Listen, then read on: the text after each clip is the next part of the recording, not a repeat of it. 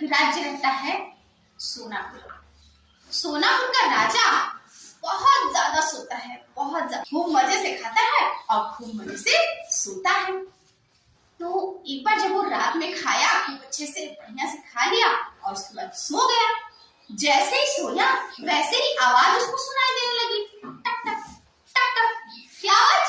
टक टक टक टक। उसकी नींद खराब हो गई, फिर भी कान पे तकिया रख के सो गया। सोचा कि अभी आवाज चली जाएगी, लेकिन फिर भी आवाज आ रही थी। क्या? टक टक टक टक टक टक। राजा परेशान, उसकी नींद तो बिल्कुल खराब हो गई थी। वो उठा गुस्से में और उसने पहरेदारों को बुलाया। बोला कि देखो ये आवाज कहाँ से आ रही है, इसके कारण मैं सो नहीं पा रहा हूँ।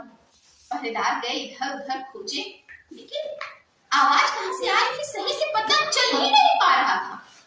अब उस आवाज के कारण रात भर राजा सो नहीं पाया।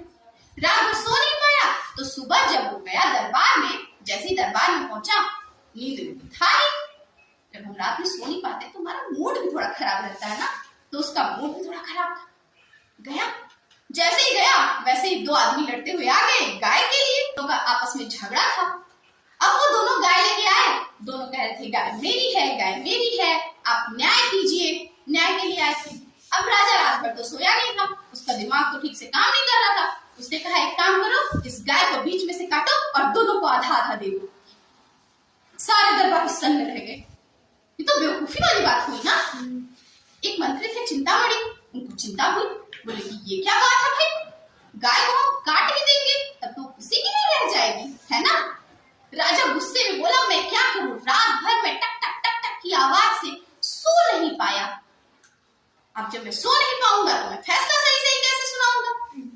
चिंतामणि बहुत चिंतित हुई, लेकिन उन्होंने सोचा मेरे पास उपाय तो है कि इस समस्या का हल कैसे निकालना है। रात को जैसे ही राजा सोए तो चिंतामणि पशुपति को लेकर आए। पशुपति ने जैसे ही आवाज सुनी, क्या टक टक टक टक, वैसे ही वो दौड़े दौड़े अपने घर गए और एक छोटी छोटी कीड़ों से भरा हुआ कटोरा लेकर आए और आवाज की ओर जाते गए और पहुंचे एक पेड़ के पास। पेड़ के पास एक खोखल था और खोखल में से ही आवाज आ रही थी, क्या टक टक टक टक। खोखल के सामने उन्होंने कटोरा रख दिया कीड़ों से भरा हुआ, और जैसे ही कीड़ों से भरा हुआ कटोरा सामने रखा, अंदर से एक पक्षी लंबी चोंच वाला बाहर आया और कीड़ों को खाने लगा और झट से पकड़ा लिया। वो पक्षी पकड़ा गया। क्या था? कटफोड़वा।